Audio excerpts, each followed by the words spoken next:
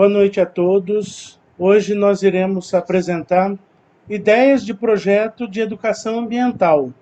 Quando a gente fala de ideias de projetos de educação ambiental, nós estamos nos referindo a um modo de pensar, um modo de agir diferente do tradicional. Então, nessa aula, eu pensei em colocarmos agricultura orgânica, que é uma questão bem ampla, né? É uma questão de conscientização ambiental, é uma questão de um novo meio de vida, de concepção de vida, né? De como a gente vai tratar a nossa agricultura a partir de hoje, né?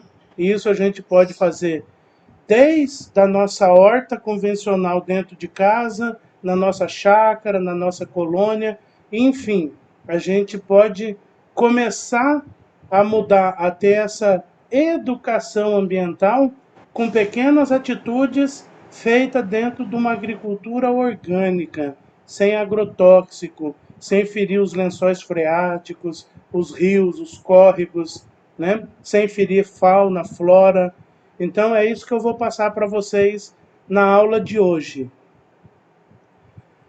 E para começarmos, né, nós temos o histórico da agricultura orgânica no mundo e no Brasil, aonde começou essa concepção de agricultura orgânica nas décadas de 20. Então eu vou passar para vocês um pouquinho da história, passando pela década de 20, de 30, depois a gente dá um salto para a década de 60 e 70 e década de 80. Histórico da agricultura orgânica no mundo e no Brasil. Desde o início do século XX, foram sendo formuladas concepções de uma agricultura alternativa à concepção dominante, produto da revolução agrícola dos tempos modernos, e que já demonstrava seus impactos ambientais e sociais. As principais correntes da agricultura alternativa foram desenvolvidas nesse período, por diversos atores em partes distintas do planeta, sendo estes fundamentos e princípios do alicerce da agricultura orgânica que praticamos hoje no mundo. Começando então, né, por esse cientista, década de 1920. A agricultura biodinâmica foi a primeira concepção, né, anterior à agricultura orgânica, né? Bio de vida, dinâmica de dinamismo, né? De protagonismo. Então, a vida como protagonista seria mais ou menos essa a tradução da biodinâmica. Em 1924, o filósofo Rudolf Steiner, da Polônia, hoje Alemanha, proferiu 8 conferências sobre agricultura, sendo elas a base do conceito de agricultura biodinâmica, que propõe a interação produtiva entre animais e cultivos. Estabeleceu um calendário biodinâmico, potencializando as fases astrológicas. Com base nisso, propõe preparados biodinâmicos, buscando reativar as forças vitais da natureza, a recuperação da paisagem com cercas vivas e indica a prática de culturas consorciadas. Então aqui já começam as primeiras ideias, né, de agricultura orgânica com essas culturas consorciadas, que é o que nós vemos muita na região norte ali do Mato Grosso, sul de Rondônia, Cidade Vilhena, Comodoro, né, no Mato Grosso ali, a gente vê muito essas culturas consorciadas. Que cultura que tem bastante lá?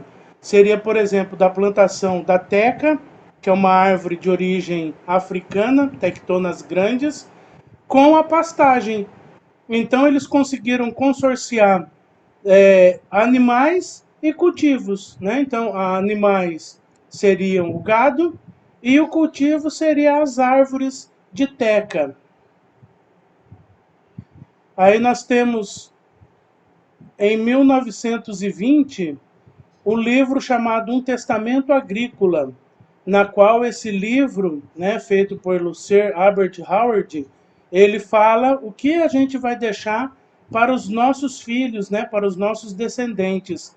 Que testamento de questão tóxica, de agrotóxico, a gente vai deixar para os nossos filhos, para os nossos netos, né? Então, começou a partir a preocupação dessa questão de agrotóxicos, né, de poluição agrícola, a partir da década de 20, e teve um avanço a partir desse livro, né, um testamento agrícola.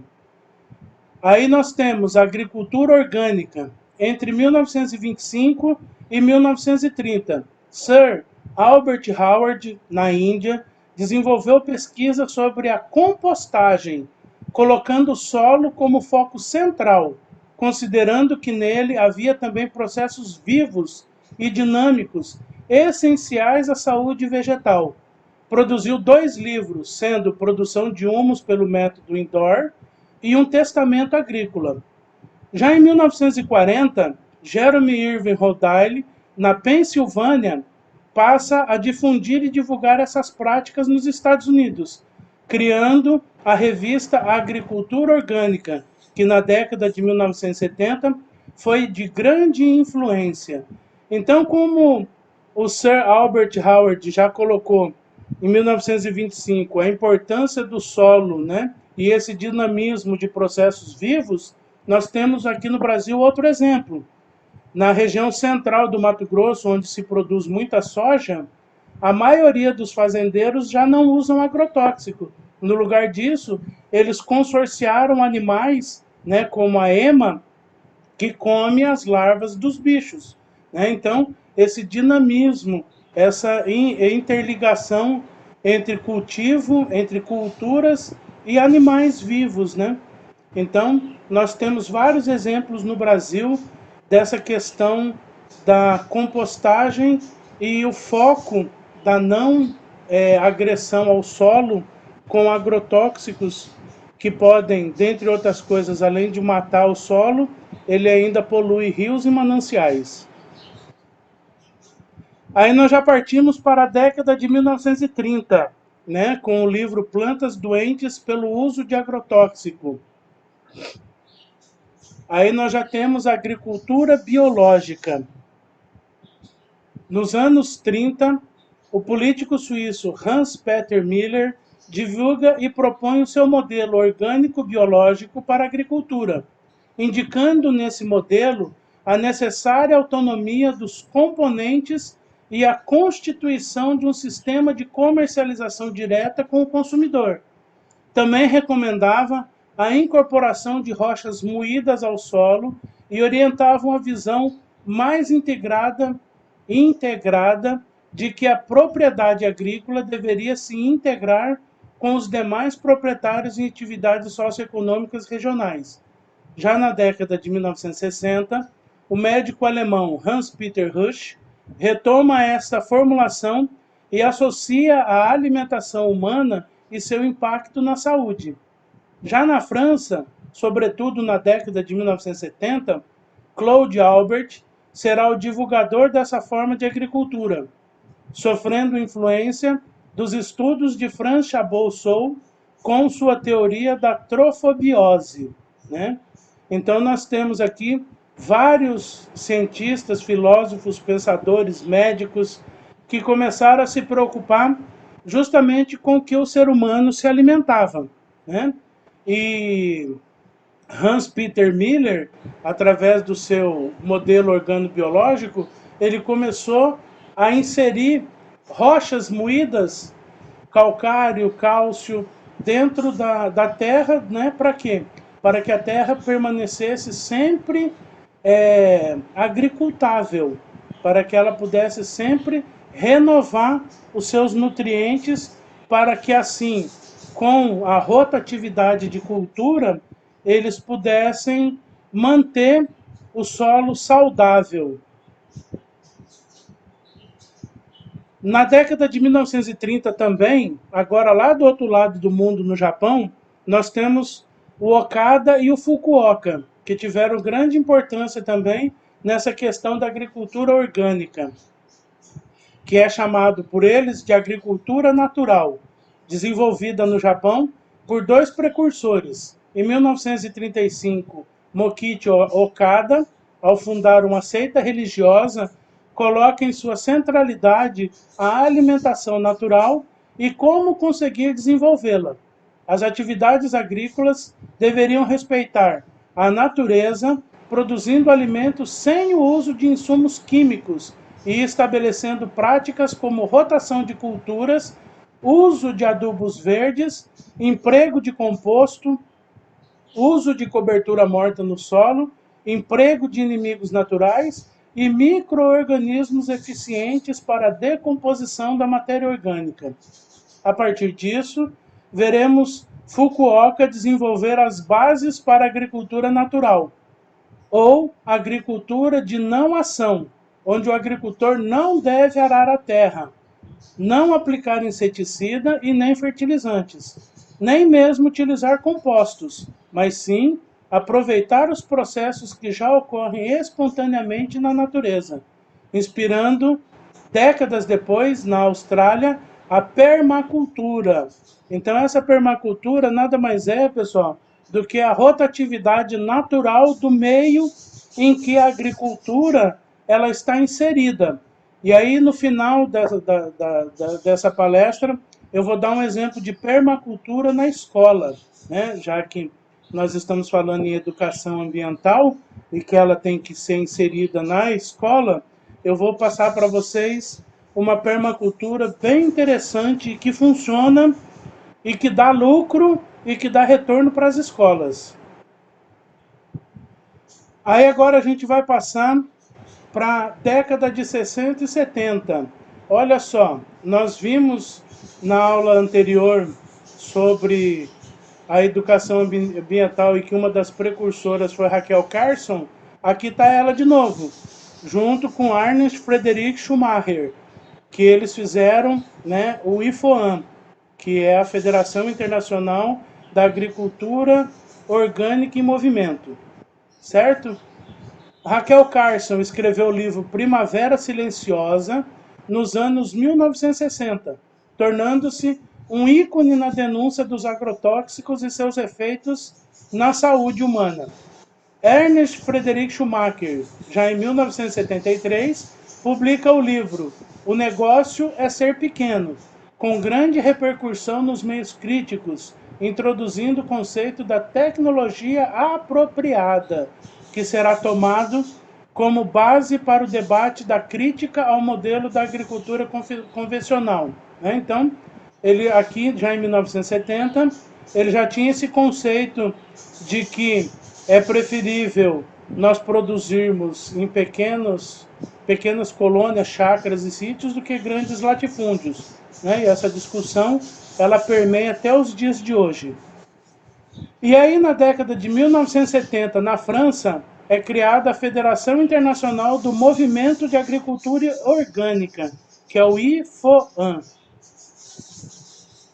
Aí nós vemos agora a década de 80. Veja bem, nós começamos com a história lá em 1920, nós fomos para o Japão em 1930 e só chegamos agora no Brasil na década de 1980, que a gente começou a se preocupar com a agricultura orgânica. Agroecologia. Buscando aprimorar a agronomia da ecologia e ciências sociais, diversos pesquisadores passaram a estudar os sistemas de produção das comunidades tradicionais e povos indígenas. Um desses pesquisadores, foi Miguel Altieri, que em meados dos anos 80 apresentou esse conceito ao mundo acadêmico. Aí nós temos a agricultura regenerativa, tem por base a hierarquia ecológica para regenerar os sistemas agrícolas, dando base ao que chamamos hoje de agrofloresta.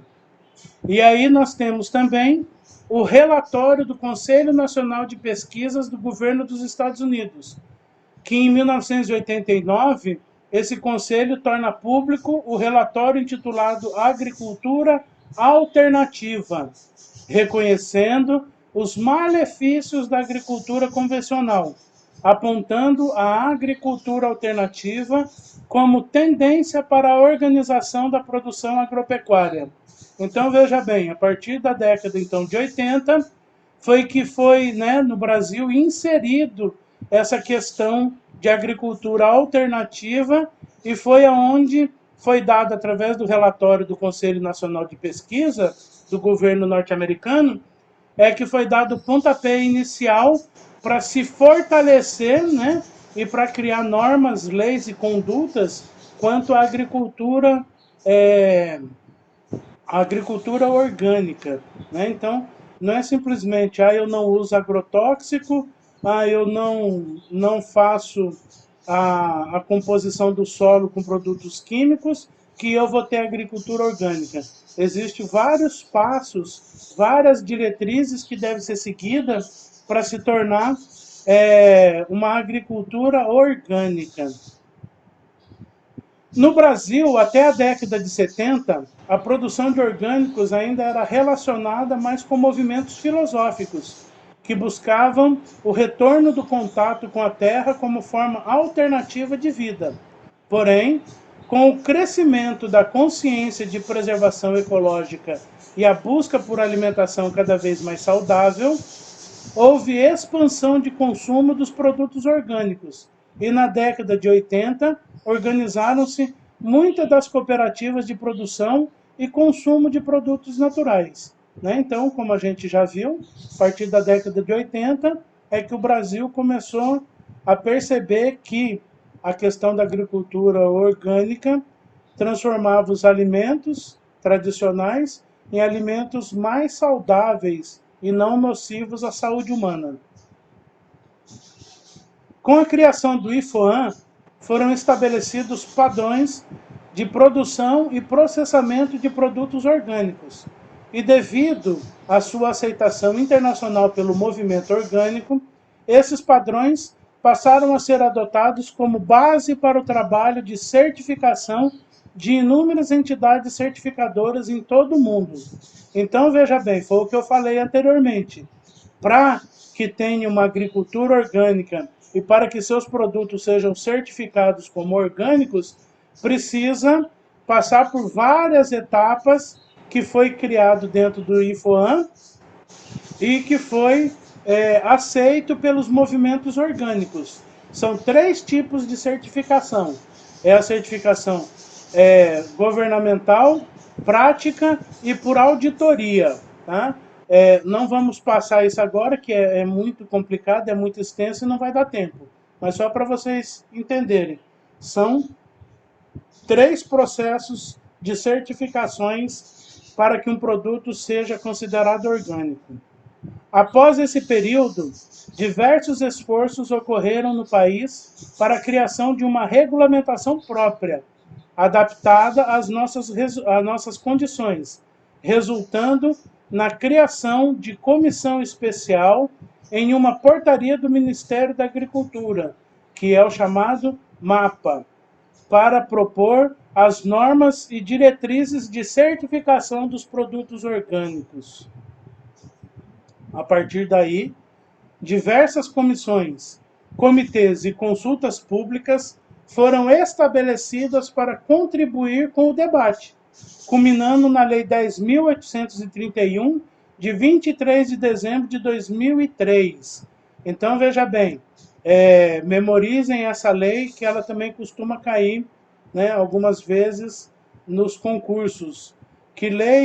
Qual foi a lei que criou a questão da agricultura orgânica no Brasil? Foi a Lei 10.831, de 23 de dezembro de 2003. E aí o que acontece? Essa lei, ela colocou os princípios gerais da agricultura orgânica e seus conceitos a respeito da produção orgânica, que deve ter como finalidade, dentre outras, ofertar produtos saudáveis, isentos de contaminantes intencionais, preservar a diversidade biológica dos ecossistemas naturais e a recomposição ou incremento da diversidade biológica dos ecossistemas, modificados, né, em que se insere o sistema de produção. Incrementar a atividade biológica do solo, promover um solo saudável da água, né, o uso saudável do solo, da água e do ar, e reduzir ao mínimo todas as formas de contaminação desses elementos que possam resultar das práticas agrícolas, além de reciclar resíduos de origem orgânica, reduzindo ao mínimo o emprego de recursos não renováveis. Então, são esses 6 passos que veio ser transformados em lei a partir dessa lei 10.831. Tá? Então, deve-se seguir esses passos para ser uma agricultura orgânica e para que a sua produção seja considerada orgânico livre de contaminantes.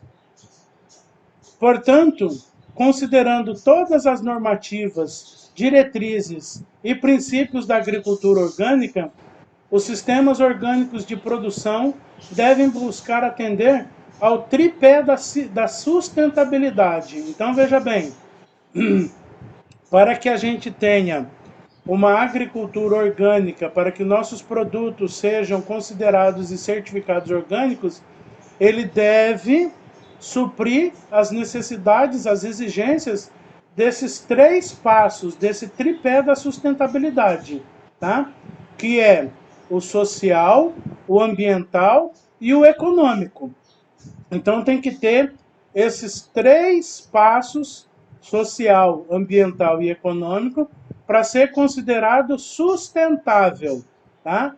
Então se você abranger somente o social e o ambiental, ele é uma agricultura suportável. Se você abranger só o ambiental e o econômico, ele é viável. Se você abranger só o social e o econômico, ele é equitável, né? Ou equitável. Mas, para ele ser uma produção orgânica, ele tem que atingir os 3, social, ambiental e econômico, para ser sustentável. Aí nós temos os aspectos ambientais. Quais são os aspectos ambientais da agricultura orgânica? É a manutenção das APPs, atenuação da pressão antrópica e seus impactos, né? Então diminuir a questão da questão do ser humano interferir na natureza e na produção e na agricultura, e a proteção, conservação e uso racional dos recursos naturais, né? Não é esbanjando, não é gastando à toa os recursos naturais, mesmo porque eles são limitados, né? Aí nós temos as atividades econômicas da agricultura orgânica. Quais são elas? Melhoramento genético, visando a adaptabilidade, manutenção e recuperação das variáveis locais e tradicionais, promoção e manutenção do equilíbrio do sistema de produção como estratégia de promover a sanidade dos animais e vegetais, interação da produção animal e vegetal. Então, veja bem, muito importante, volto a frisar, tem que ter essa interação entre animais e vegetais, tá? Para ser uma agricultura orgânica, mesmo porque os adubos, eles são orgânicos. Então, se eles são orgânicos, eles são de origem animal. E valorização dos aspectos culturais e a regionalização da produção. O que seria isso, pessoal? Para sermos uma agricultura orgânica, se eu tenho todos esses passos, mas, por exemplo, aqui na nossa região, que é rica em cupuaçu, açaí, eu planto uva, essa uva ela não vai ter o certificado de agricultura orgânica, de produto orgânico, por quê? Porque ele não é regional, ele não faz parte da nossa região. Tá? Então, a agricultura orgânica, ela tem esse cuidado com essa valorização da cultura e da região, da regionalização dessa produção. Tá? Isso é muito importante. Aí nós temos aspectos sociais, relações de trabalho fundamentadas nos direitos sociais. Nas unidades de produção, deve ser observado o acesso dos trabalhadores aos serviços básicos, em ambiente de trabalho com segurança, salubridade, ordem e limpeza, né? Nós darmos as condições básicas, né? Para que, se a gente tiver algum tipo de funcionário, para que ele possa trabalhar. Seria a questão do não trabalho escravo, né? Principalmente aqui na nossa região. E melhoria da qualidade de vida dos agentes envolvidos. Os organismos responsáveis pela garantia da qualidade orgânica podem exigir termo de compromisso, que a gente chama de TAC, assumido pelo empregador com os trabalhadores, com medidas a serem adotadas para melhoria contínua da qualidade da vida, né?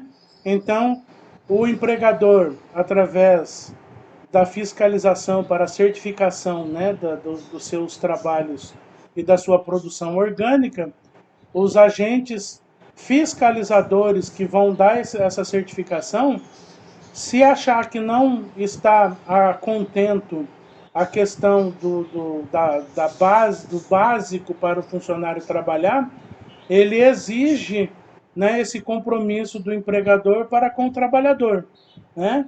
E isso é uma discussão que tem muito abrangente também no nosso país. Muitas das vezes, o empregador não tem condição de colocar tudo aquilo que é exigido pelo governo ou pelos órgãos fiscalizadores para que o trabalhador, né, venha a trabalhar. Consequentemente, o empregador fecha as portas, né? O trabalhador vai para a rua, fica desempregado e o empregador vai fazer outra coisa. Por isso, da dificuldade da gente fazer qualquer coisa, vamos dizer assim, certa, né, no nosso país.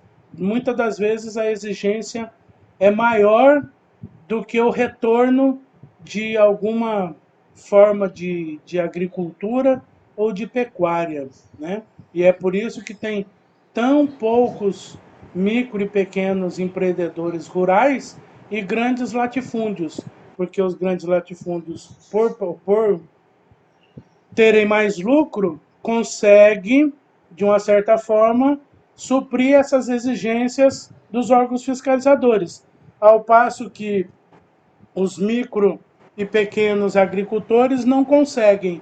E aí eles fecham. E aí eles abandonam as suas colônias, as suas chácaras, e isso é um prato cheio para os grandes latifúndios, que daí compra, enche de pasto e não precisa de trabalhador, não precisa tanto de empregado, né? Então são medidas que no papel foram muito bonitas, muito boas, mas na prática, na minha opinião, está arrebentando com a mão de obra dos trabalhadores. Mas isso é motivo para uma outra discussão, para um outro dia, para uma outra aula.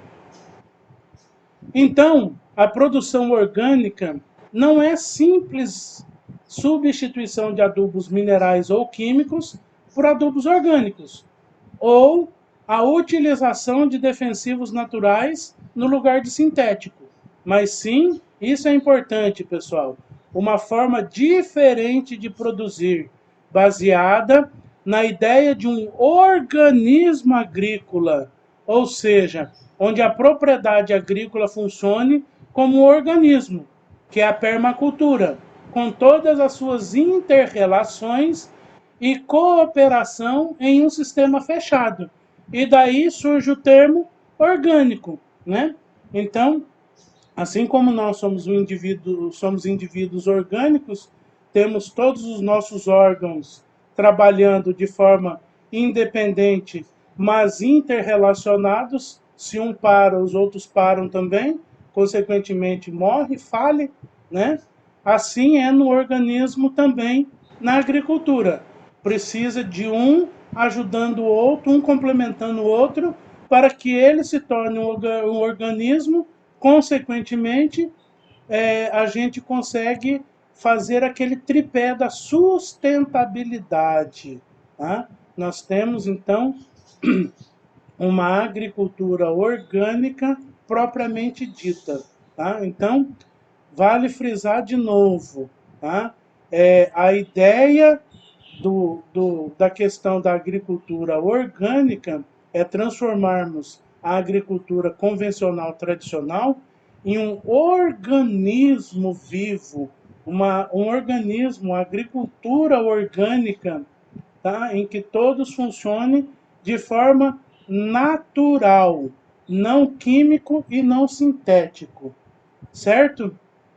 E aí, como eu falei para vocês, aqui está uma permacultura na escola. Então, como é que funciona? Nós temos no meio os canteiros, né? Pode ser os canteiros normais, da horta comunitária, né? Como vai ser na escola, seria uma horta comunitária. Aí nós temos a sala de aula lá em cima. Dentro dessa sala de aula, nós temos a composteira, que é onde coloca o resto dos alimentos ali para fazer a compostagem. Dentro dessa composteira vai ter micro-organismos e vai ter seres vivos, né, que seriam minhocas. Essas minhocas vão servir, os adubos, o humo dela vai servir para fertilizar essas plantas, essas hortas, né? E nós temos também exemplos de compostagem, né, de adubos de ave. Nós podemos, além de fazer a compostagem, a gente pode também fazer uma criação de galinha, para que a gente pegue esse resto de alimento e alimente as aves. Nós vamos ter carne, nós vamos ter ovo e principalmente nós vamos ter humus para a gente fortalecer as nossas hortaliças.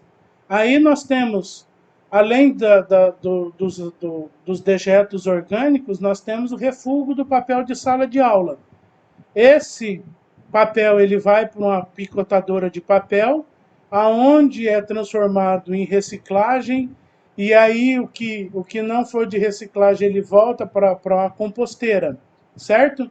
E aí, olha só, o que é importante, nós temos ali em cima alguns objetivos, né, e algumas formas que a gente aproveita, além da gente usar isso para nós darmos aulas de outras disciplinas, como português, como matemática, né, língua, a própria ciência, a gente consegue colocar o social aqui dentro, porque os pais que tiverem dificuldade econômica podem ajudar nessa horta, consequentemente eles vão ter uma renda extra. Aí a gente consegue juntar os alunos de séries mais avançadas com as séries iniciais, onde um ajuda o outro, né?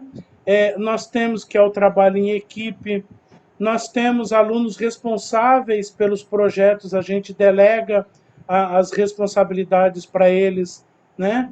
E nós temos aqui, então, mercado para os pais dos alunos, nós vamos ter verdura fresca para a escola, para quê? Para que tenhamos, tanto os pais, os alunos, quanto a escola, uma melhor alimentação no refeitório.